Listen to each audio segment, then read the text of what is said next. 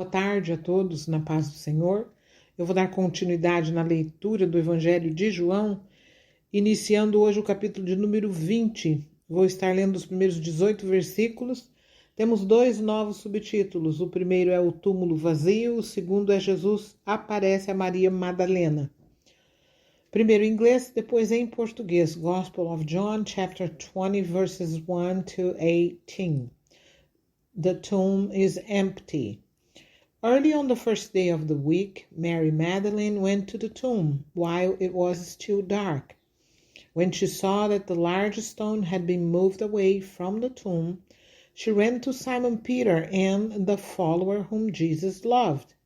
Mary said, "They have taken the Lord out of the tomb, and we don't know where they have put him." So Peter and the other follower started for the tomb.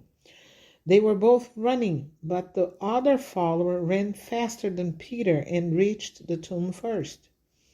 He bent down and looked in and saw the strips of linen cloth lying there, but he did not go in. Then, following him, Simon Peter arrived and went into the tomb and saw the strips of linen lying there. He also saw the cloth that had been around Jesus' head, which was folded up and laid in a different place from the strips of linen. Then the other follower who had reached the tomb first also went in, and he saw and believed. They did not yet understand from the scriptures that Jesus must rise from the dead. Then the followers went back home, but Mary stood outside the tomb, crying. As she was crying, she bent down and looked inside the tomb. She saw two angels dressed in white, sitting where Jesus' body had been, one at the head and one at the feet.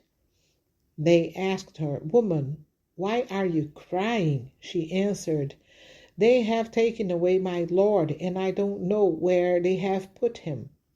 When Mary said this, she turned around and saw Jesus standing there, but she did not know it was Jesus. Jesus asked her, "Woman, why are you crying? Whom are you looking for?" Thinking he was the gardener, she said to him, "Did you take him away, sir? Tell me where you put him, and I will get him." Jesus said to her, "Mary." Mary turned toward Jesus and said in the Jewish language, "Rabboni." This means teacher. Jesus said to her, "Don't hold on to me, because I have not yet gone up to the Father. But go to my brothers and tell them I am going back to my Father and your Father, to my God and your God."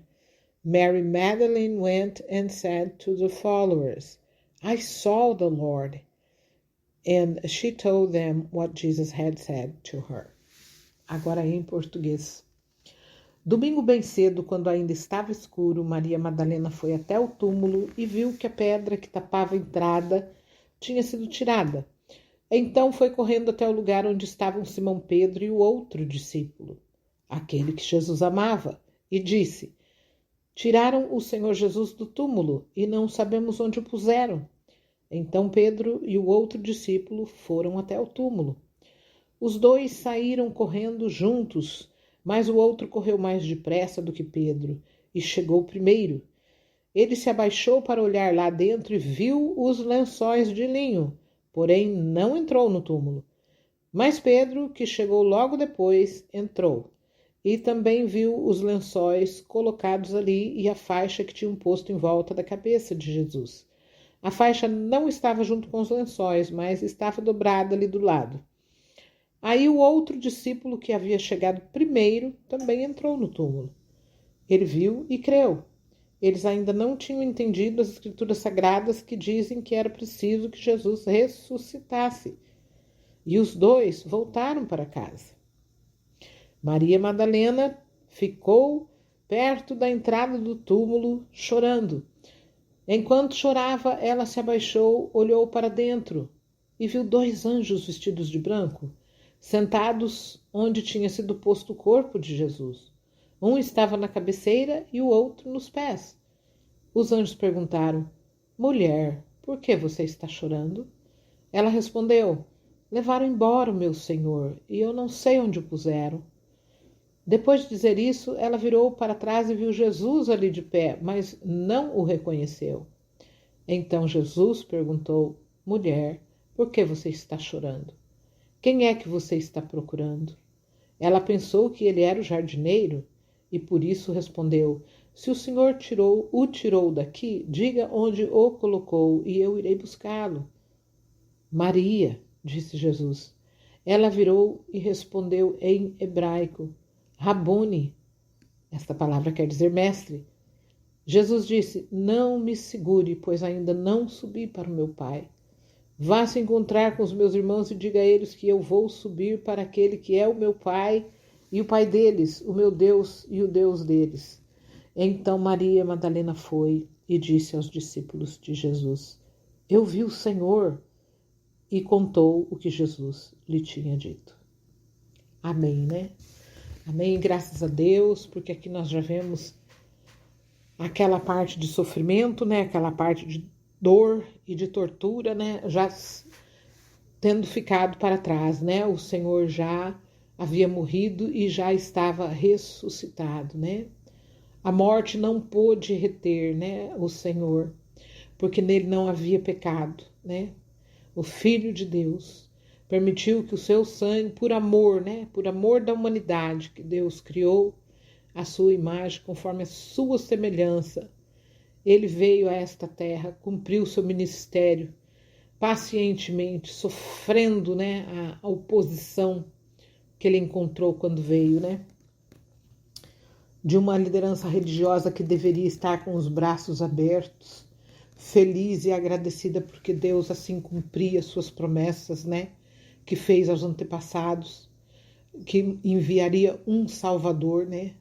Aquele que resgataria, né, o seu povo de seus pecados. Mas, ao contrário, Jesus encontrou uma liderança perversa, uma liderança desviada, né? Uma liderança que eu não sei se o Senhor sabia que era desta forma que ele iria encontrá-los, mas foi num pior estado que poderia ter encontrado, né? Ele foi odiado, ele foi rejeitado, ele foi torturado e por fim morto, né? Por conta de uma liderança cega, né? Que se apaixonou pelo mundo, né? Uma liderança que se apaixonou pelo mundo, que se interessou pelas cobiças e conquistas humanas e conquistas materiais, né? E concupiscência da vida, né? Porque as pessoas que habitam apenas no DNA que recebemos do diabo, do inimigo de Deus, por conta daquela desobediência lá no Jardim do Éden, as aspirações e desejos de pessoas que não receberam de volta a semente divina, a presença do doce Espírito de Deus, né? Que Jesus pagou um preço tão alto para que nós pudéssemos recobrar essa presença em nós, né? As pessoas que não têm esta presença, as suas inclinações são de conquistas humanas, de conquistas terrenas. Eu vou chegar a ser isso, vou ser aquilo, vou me preparar, vou ganhar muito dinheiro, né? Essa é a cobiça desta vida, né? E o inimigo de Deus, sabendo que ele mesclou na humanidade, que foi criada a imagem e semelhança de Deus, ele mesclou esta semente. Ele sabe que esta cobiça habita nos seres humanos. Então nós temos que entender que vai ser muitas vezes nesta área que ele virá assediar, né? Que ele virá tentar conquistar, né? Fazer com que o homem ceda, com que a mulher ceda, né? Nesta área. Então, aqui neste texto de hoje nós vemos que Jesus já havia cumprido a parte do ensino, a parte do ministério, a parte da pregação, a parte dos milagres, né? Que ele ressuscitou mortos, ele curou enfermos, ele curou paralíticos, ele teve o seu ministério suportado por milagres, né? Que seriam sinais que a humanidade se tornou tão cega, tão incrédula, que era apenas com sinais como esses que ele deu que eles poderiam crer, senão eles não iriam crer, né? Se Jesus não tivesse dado vista ao cego, se ele não tivesse curado enfermos, ressuscitado mortos, eles não iriam crer, né? E mesmo tendo ele feito tudo isso, ainda esta liderança o rejeitou, né? O rejeitou e as mensagens do Senhor não correspondiam aos seus interesses, né? Não eram do interesse dessa liderança. O que essa liderança da época de Jesus queria era estar mancomunada, era estar conectada, era estar de mãos dadas com os governos da época, com a política da época. Ou seja, nós entendemos, né? Todos nós, por mais simples que nós venhamos a ser, nós sabemos, né?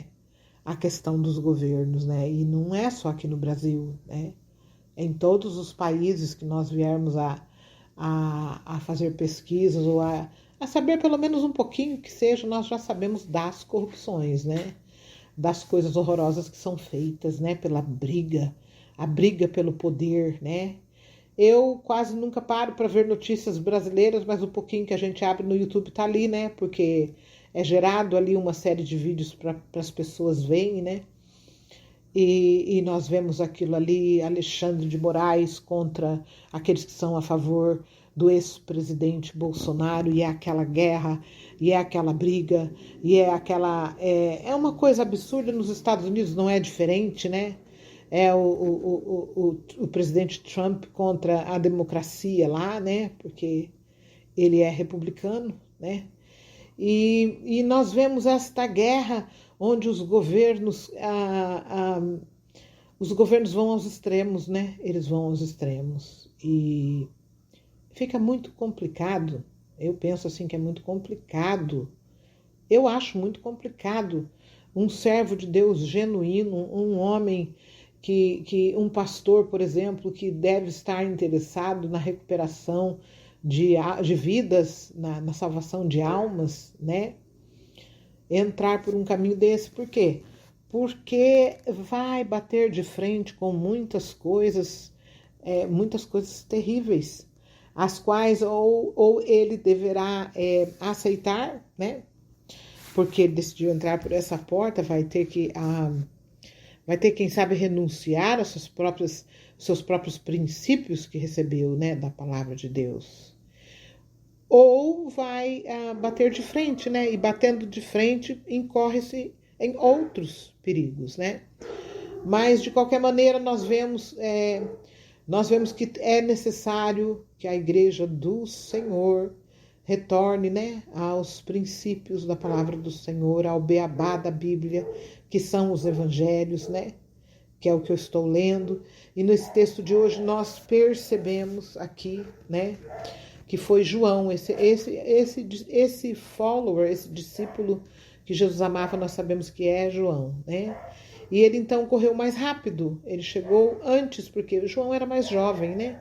Mas ele não entrou no túmulo sem antes o Pedro chegar, né?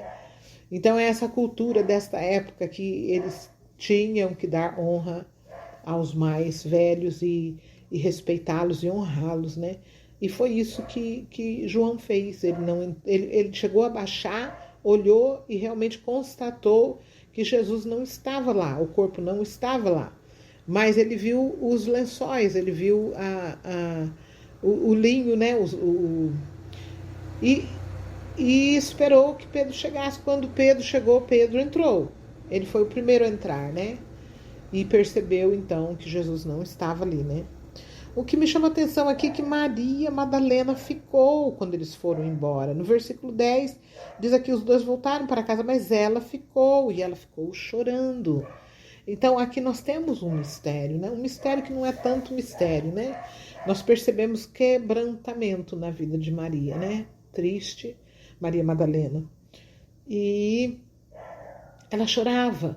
E ela não se contentou só de ficar, nem de chorar, mas abaixou-se de novo e tentou olhar de novo lá dentro. E quando ela olhou lá para dentro, aqui a palavra fala bem isso mesmo. Ó. Ela, enquanto chorava, ela se abaixou e olhou lá para dentro de novo. Entenda que o túmulo nesta época lá não era igual aos nossos aqui, né? Era como se fosse uma pequena caverna ali, né? Que eles punham o morto lá dentro e depois fechava com uma pedra. Então, como a pedra já havia sido removida, ela então se abaixou e olhou e viu 2 anjos vestidos de branco, sentados onde tinha sido posto o corpo de Jesus. Um estava na cabeceira e outro nos pés. Os anjos perguntaram para ela por que ela estava chorando. Ela respondeu que haviam levado Jesus dali, né? E ela não sabia onde ele estava. Quando ela acabou de dizer isso, ela virou e viu que em pé estava ali Jesus, mas ela não o reconheceu. Então Jesus perguntou para ela, mulher, por que você está chorando? Quem é que você está procurando? E ela, pensando que era o jardineiro e não Jesus, ela respondeu, se o Senhor tirou ele daqui, diga onde colocou que eu vou buscar, né? Daí o Senhor fala para ela, né, naquele tom de voz que ele sabia que ela iria reconhecê-lo, né? Maria. E ela vira e responde em hebraico, Rabboni, que quer dizer mestre, né? Então Jesus disse, não me segure, ou seja, não me retenhas aqui, né? Porque eu ainda não subi para o meu Pai. Vai se encontrar com os meus irmãos e diga para eles que eu vou subir para aquele que é o meu Pai, Pai de vocês, meu Deus e Deus de vocês. Então Maria Madalena foi e disse aos discípulos, eu vi o Senhor, e contou o que Jesus lhe tinha dito. Então aqui nesse ponto nós sabemos que ela deveria estar eufórica, né? Ela estava, quando ela percebeu que era o Senhor, ela deve ter ficado assim de um jeito que a gente quase não consegue descrever ali a emoção dela, né? Ela é o Senhor, ela viu o Senhor de volta, ressuscitado ali, né? Então, daqui para frente deste capítulo 20, nós vamos agora perceber, né, a derrota do diabo, né? A derrota do diabo, porque o Senhor, tendo morrido e tendo ressuscitado, nós sabemos que ele esmagou a cabeça do inimigo de Deus, né? Esmagou a sua cabeça, né? Ele venceu ali a morte, né? E temos nós essa questão ainda com nossa natureza humana, temos até aquele dia final, né? Até a segunda vinda do Senhor, o Senhor irá voltar, né? Nós, pela palavra do Senhor, eu entendo que existem apenas 2 vindas de Cristo. A primeira, ele veio, nasceu de Maria e nos salvou e morreu e ressuscitou. Na sua segunda vinda, não existe uma terceira, né? Então, é nessa vinda que haverá o desfecho de todas as coisas, né? Os salvos receberão um corpo novinho que não mais morrerá. Seremos libertos desse DNA que nós recebemos, né? Do inimigo de Deus pela desobediência, né? Pela desobediência, porque nós temos que constantemente nos lembrar que fomos dotados de um presente enorme, da maior prova de amor que Deus poderia ter dado à humanidade que ele criou. Ele nos deu o poder da livre escolha, de escolher aquilo que nós queremos para as nossas vidas. Mas o que nós temos que entender é que é com a devida consequência. É com a devida consequência. Dependendo daquilo que nós vamos escolher, uma prova maior disso foi essa escolha que eles fizeram lá no Jardim do Éden, né? Quando não seguiram o mandamento de Deus que disse não coma daquela outra árvore. E comeram, né?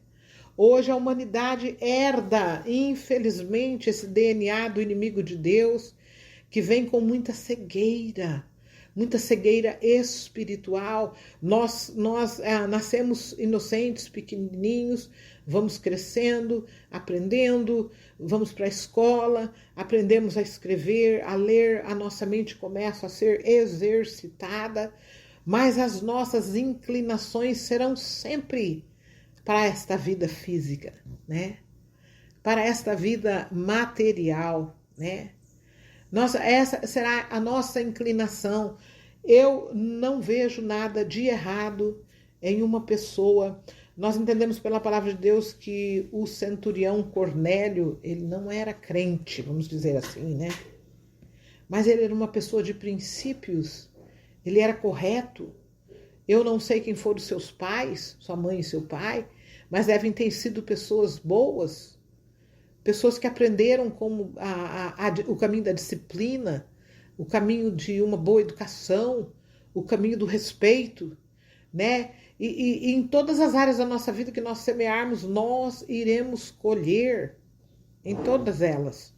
Então, se nós decidirmos realmente semear, bem ordenar a nossa vida física, em separar aquele tempo do estudo, separar o tempo de cuidar do nosso corpo físico também, né? Que todas as áreas da nossa vida necessitam de cuidados, né? Aquela que você cuidar, ela vai sobreviver e vai ser saudável. A que você deixar, ela irá perecer. E nós sabemos que a nossa vida envolve vários compartimentos, várias áreas, né? Como eu disse, a área do corpo, a área da mente, a área do preparo para uma profissão, a área dos relacionamentos, né? A área da vida familiar, a área da vida na igreja.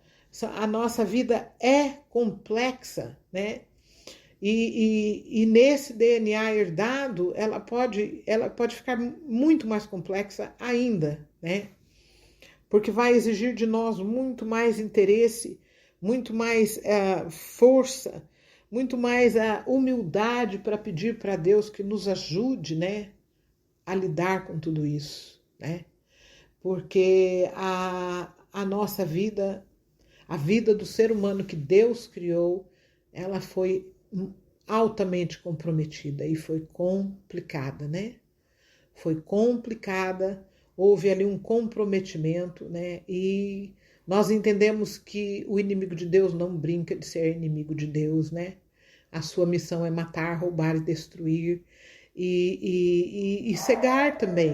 Ele cega os filhos de Deus, né? Para que não vejam, para que não consigam entender a sua própria condição, porque nós não vamos buscar ajuda, nós não iremos nos humilhar diante de Deus sem antes nós compreendermos o que é que está de errado, qual é o problema, não é verdade? Se tudo vai bem com uma pessoa, por que é que ela vai querer pedir para Deus ajuda para qualquer coisa? Não vai. Tá tudo bem, tá do jeito que eu quero, então não vou nem me preocupar, nem vou me preocupar, não é? Mas nós entendemos, aqueles que não conseguem entender isso no início da vida, como eu tive a bênção de Deus de poder entender, né? Eu, aos 10 anos, eu já tinha entendido que alguma coisa de muito horrível tinha acontecido com a humanidade que Deus criou, né? Eu já tinha entendido. E aos 16 foi explicado para mim, porque Deus viu o meu interesse, o Senhor viu a minha curiosidade, falou, não, eu vou explicar para ela. E eu tenho certeza que ela vai aceitar, porque eu já estava curiosa e eu aceitei. E eu entrei por essa porta.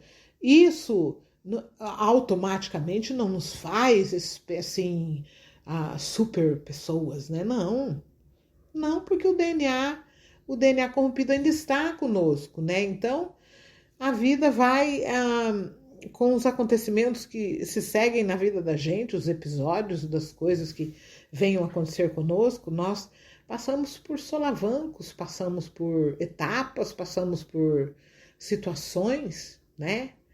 Aonde nós vamos ou correr para mais perto de Deus, pedindo socorro para Ele nos ajudar, ou incorremos no risco de se afastar, sabia? Mas se nós formos para este lado, será também com as devidas consequências, né? Será com as devidas consequências. Então aqui a gente já pode se alegrar dessa leitura em diante, porque o Senhor já está ressuscitado aqui, né? E ele já menciona para Maria Madalena. Olha que interessante. Se não era de Jesus aqui, está falando com o Pedro, que foi quem ele instituiu a igreja, né? No apóstolo Pedro. Mas não, o Pedro, quando chegou lá no túmulo, viu que o corpo não estava lá, só tinha os lençol dobrado, catou o João e falou: vamos, não tem mais nada para fazer aqui. Voltou para casa. Mas a Maria ficou, a Maria Madalena. Então foi com a Maria Madalena que ele falou. Então isso aqui fica uma lição para nós também. Nós precisamos ser como Maria Madalena, sabe? Nós temos que ficar, não vai embora tão rápido assim. Nós não podemos ir embora tão rápido como o Pedro e o João foi aqui, né? Aqui eles tiveram que cair em uma situação de receber de segunda mão da boca de uma mulher. Olha só que situação. Para eles que nessa geração aqui do tempo de Pedro e de João aqui, né, nessa época aqui, as mulheres não eram valorizadas. Não, elas eram discriminadas. Jesus que foi quem quebrou muitos protocolos, né? Então, eles aqui ficaram destinados agora, né? O sol que sobrou para eles foi receber da boca da Maria Madalena, que ela viu o Senhor. Eles devem ter pensado, mas não é possível? Não é possível? Como que ela pode ter visto o Senhor? Como que o Senhor apareceu para ela, sem antes aparecer para nós, né? Mais o Pedro até do que o João, né? Porque o João, eu penso que ele era um rapaz humilde. É isso que eu penso dele, né? Então, e foi isso que aconteceu. Tiveram que receber da boca de Maria Madalena que ela viu o Senhor e contou tudo que ele disse, foi ainda passar o recado. Ela foi a portadora do recado. Do tipo, agora, chupa essa manga, né? Porque vocês não quiseram esperar, então eu dei o recado para ela, agora ela vai dar o recado para vocês, né? É lógico que mais para frente a gente sabe que ele vai aparecer para todos, né? Nós sabemos disso.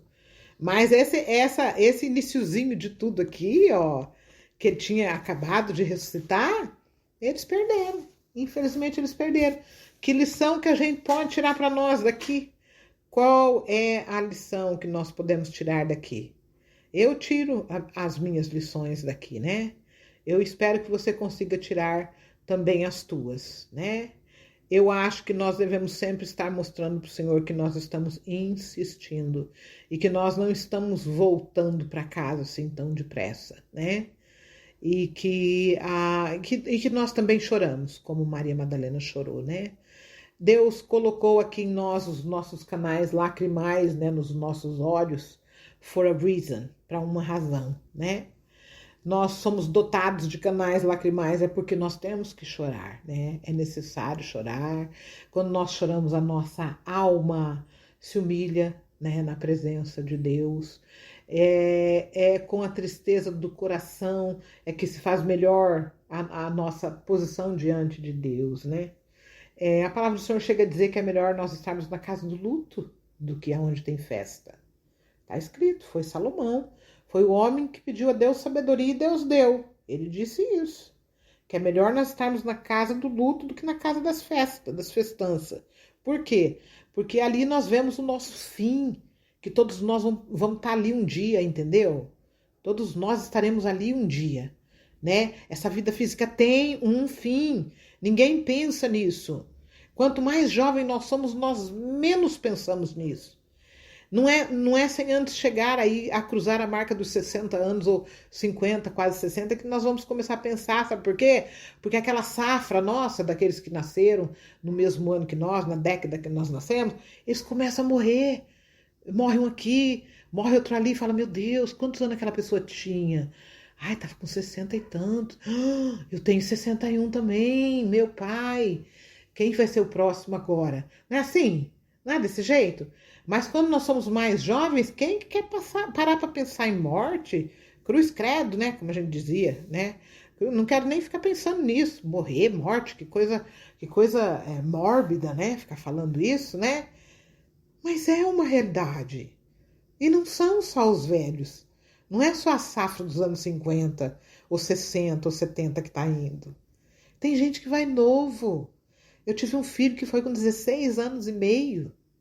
Eu tive um irmãozinho, um half-brother que fala. Um meio-irmão meu, porque o meu pai, ele teve duas mulheres, né? Ele ele morreu com 4 meses de idade, se afogou com uma mamadeira. Então, quem poderá dizer quando que vai ou quem que vai?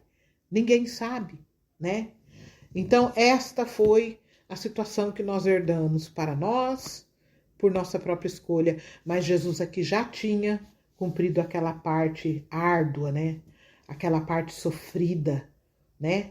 E ele já havia ressuscitado, quer dizer que daqui para frente nós vamos ver a vitória do Senhor, né? O triunfo dele sobre a morte, né? E que nós devemos, como igreja de Cristo, começar a pregoar tudo isso aqui, minhas irmãs e meus irmãos. E a igreja de Cristo precisa voltar a pregoar os evangelhos, a falar as palavras de Jesus, porque são elas que nos trazem vida. Não existe outra maneira de nós recebermos a vida que não venha dele. Ele é a vida, né?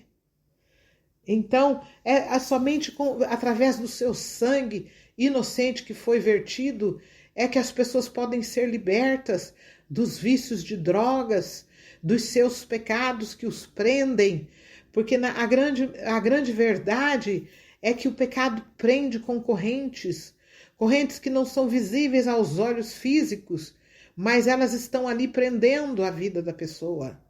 A pessoa não consegue sair daquela situação.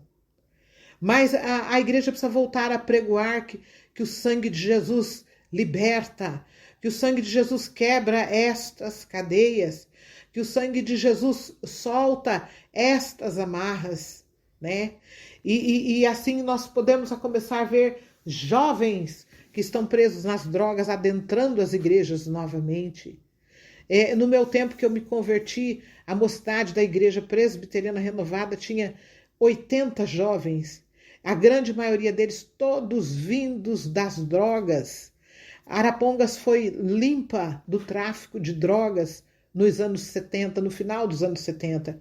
Eu me converti em 79, mas desde o ano de 76 o Senhor começou uma obra maravilhosa, um renovo na igreja ali em Arapongas, né? E eu tive o grande privilégio de nascer espiritualmente em meio a uma obra maravilhosa dessa, né?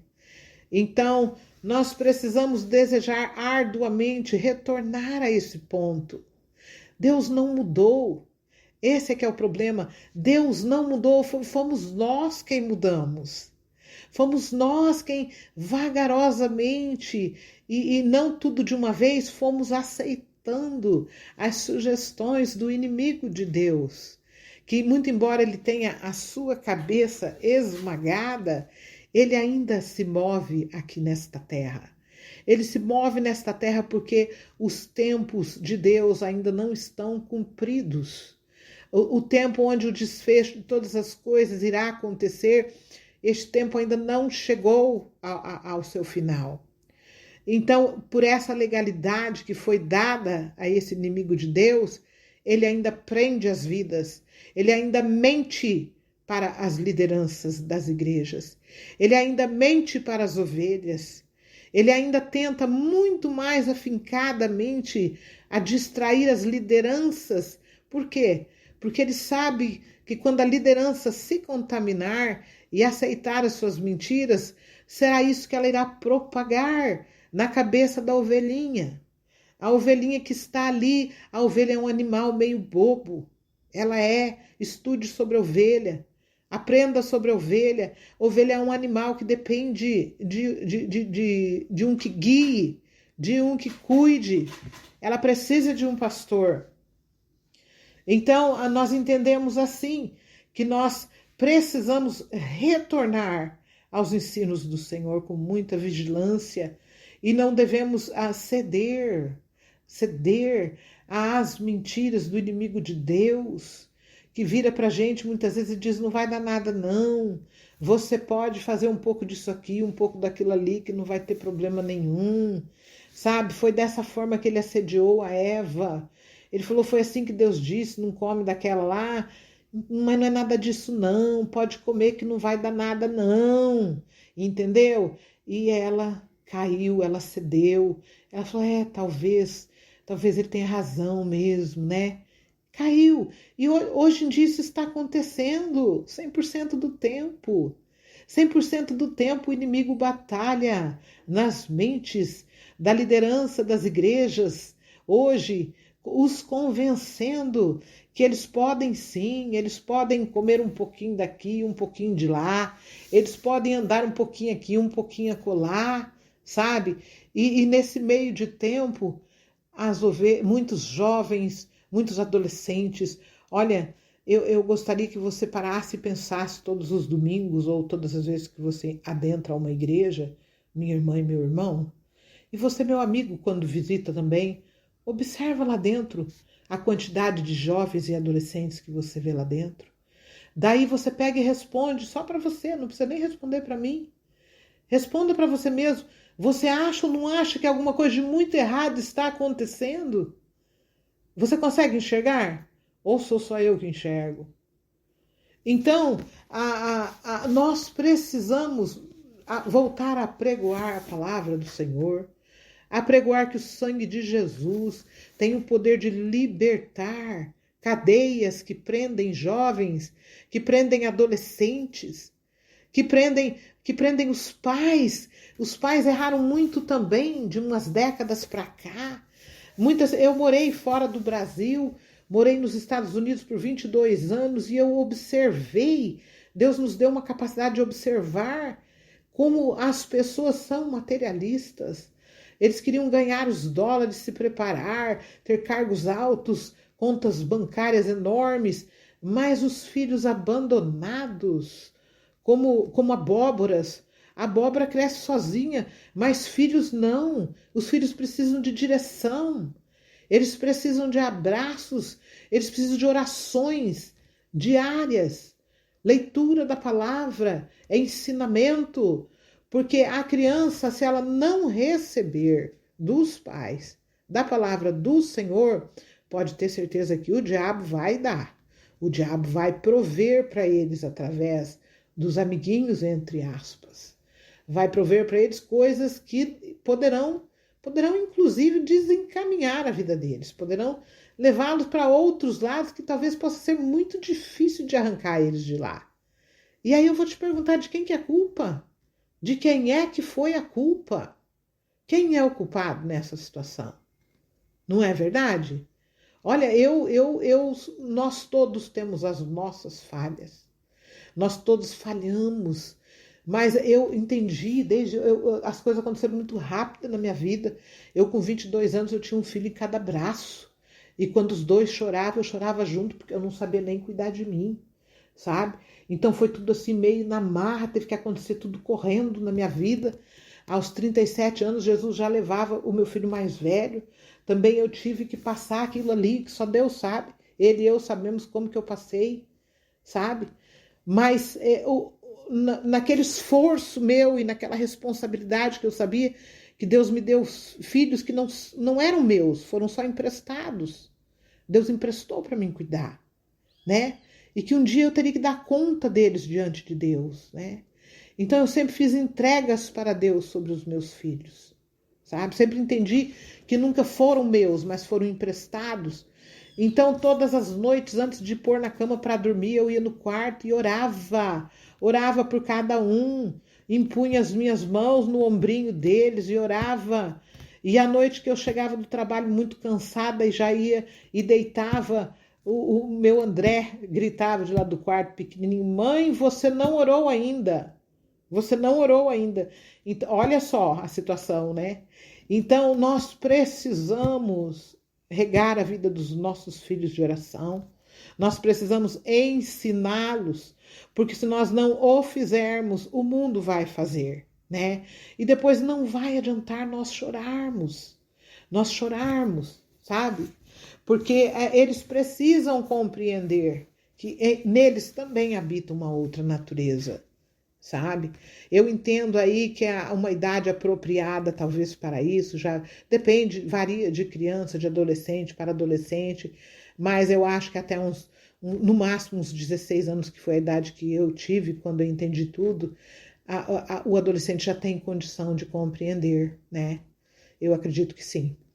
Então, mas em tudo Deus nos orienta. Só o que nós precisamos fazer é ter aquela disponibilidade de encarar tudo isso com muita seriedade. Nós não estamos brincando de ser crente. Nós não nos reunimos na igreja aos domingos ou quaisquer que sejam as vezes por semana que nós vamos lá, apenas como uma coisa social, uma reunião social. Nós estamos caminhando para o céu. E se a nossa vida não puder impactar nem os nossos filhos, então nós estamos falhando, né? Nós estamos falhando terrivelmente, terrivelmente, né? Então eu não vou, eu começo a falar e acabo delongando no áudio. Eu vou ficando por aqui com este áudio de hoje, né? E muito alegre de ver aqui que o Senhor, nessa altura aqui, já havia ressuscitado, né? E Maria Madalena alegremente volta a explicar para Pedro e para João que o Senhor falou com ela e ela leva o recado, né? Então, assim, que o Senhor tenha misericórdia de todos nós e eu estarei dando continuidade com essas leituras.